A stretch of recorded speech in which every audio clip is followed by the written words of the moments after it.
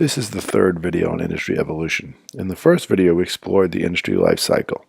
In the second video, we looked at the innovation as a driving force for change in the industry, and in particular, innovation tends to affect and drive the introduction and growth phases.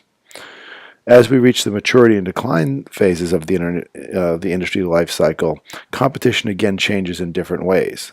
In this third video, we will explore the nature of competition during these two phases of the industry life cycle. As I noted previously, the maturity phase tends to be the longest phase within an industry life cycle.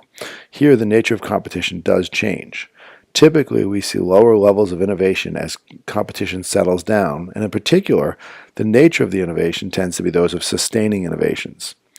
We also tend to see products more likely to look more and more like each other as competitors imitate each other and try and take market share by providing customers with similar options or similar features.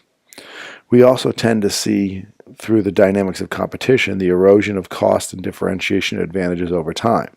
So this is a dynamic competitive process where firms are constantly gaining an advantage but then losing it as competitors imitate or substitute for it. And lastly, within mature markets, we tend to see more segmentation as firms try to focus on specific customer segments and serve these segments better, thus protecting their advantages from imitation.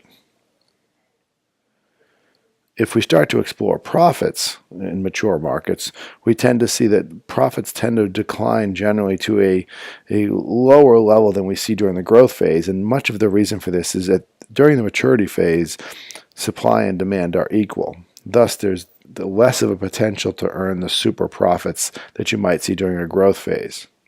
However, there are certain areas where you might see large profit pools, in particular certain niches or temporary windows, but again, because of the nature of competition, these temporary windows tend to get closed over time. As a result, organizations during maturity tend to focus on trying to standardize their routines and really try and align their organization around their competitive position and try and be as efficient as possible to try and cement their strategic position and serve the customer as best as possible in their adopted strategy. However, by doing so, it also creates the recipe for inertia, because as they align themselves and create a very finely tuned system of activities, that makes it more difficult to change, as we discussed in the second video. Now delving a little more deeply into the nature of competitive advantage in these mature markets, what we tend to see are typical patterns of sources of advantages. And so from a cost side, firms that pursue a cost advantage tend to focus their efforts on generating economies of scale or finding ways to reduce their costs through finding new sources of low-cost inputs, and then again fine-tuning their operations by getting rid of overhead, getting rid of excess resources, and restructuring their product portfolios to focus on their core products. In this way, they're trying to maximize their cost advantage in a dynamically competitive market. On the differentiation side or value side, firms tend to focus on trying to find new customer markets, and they tend to try to expand successful product lines and add new products to that line to proliferate and fulfill all the customer needs. And then finally, they try to add more value-added complementary products or services to their existing offering as they try and grab a greater share of the customer's wallet. So in each case, what the firms are trying to do, whether it's a cost advantage or differentiation advantage, firms are trying to extend that advantage and protect it as much as possible at a time when the market itself is more competitive because there's very little demand growth, and as a result, firms are fighting over the same customers trying to steal market share from each other. And as noted in the previous slide, niche markets do exist in mature markets, and it's in these niche markets that we tend to see the greatest opportunity for smaller firms to compete, because typically the larger firms have already cemented their positioning and their strengths within those larger mass markets. As we move to the decline phase, it's helpful to think about what causes the industry to move from maturity to decline. First, something is causing demand to change, and this is typically due to one of a number of factors. First of all, maybe there's a change in customer preferences or taste for a particular product or service. Alternatively, there might be demographic shifts, which again results in a different demand pattern. Third, competition may end up producing and forcing the industry towards decline, where we again create too much capacity and the demand again falls below the industry capacity. And competition may also force a decline as well if they are creating, as noted above, they're creating products through incremental innovations that just overshoot customer demand. And as a result, customers are unsatisfied and they begin to look for other markets.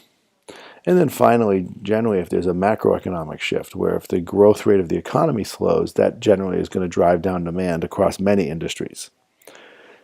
If any one of these factors drives demand to fall within the industry, it leads to that situation of where overcapacity, where the supply exceeds the demand, and that typically generates intense price competition.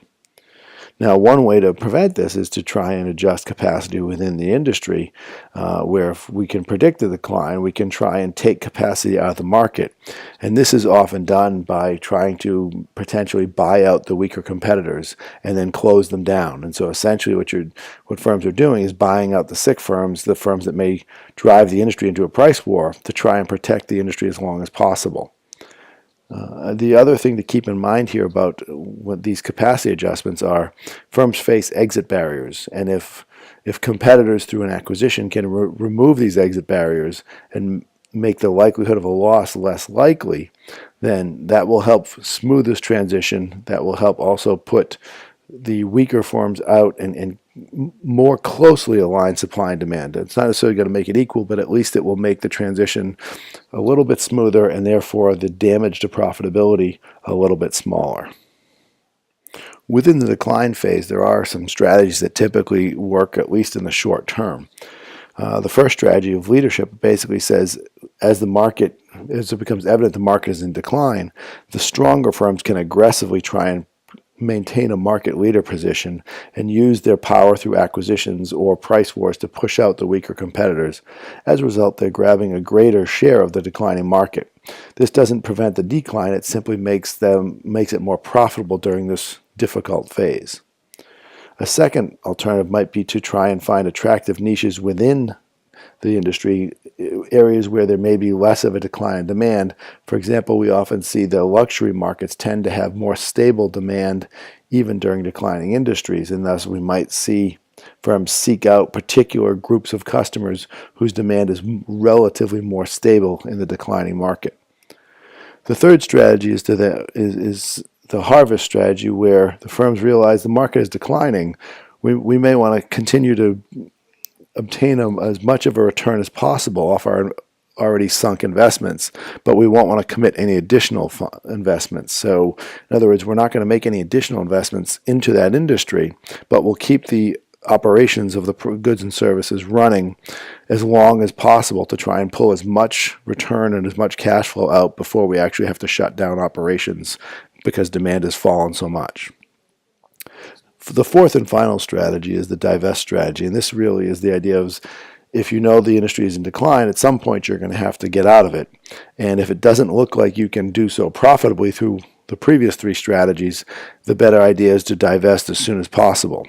Again, the divestment is usually done only if one of the other three strategies is not going to work to maintain profitability.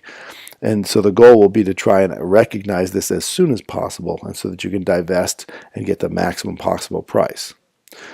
Thus, in a declining industry, profitability tends to weaken, and we start to see it shift. But that does not mean it has to be unprofitable for all firms. Some firms are able to profit during this phase of the life cycle where we start to see very difficult competitive positions.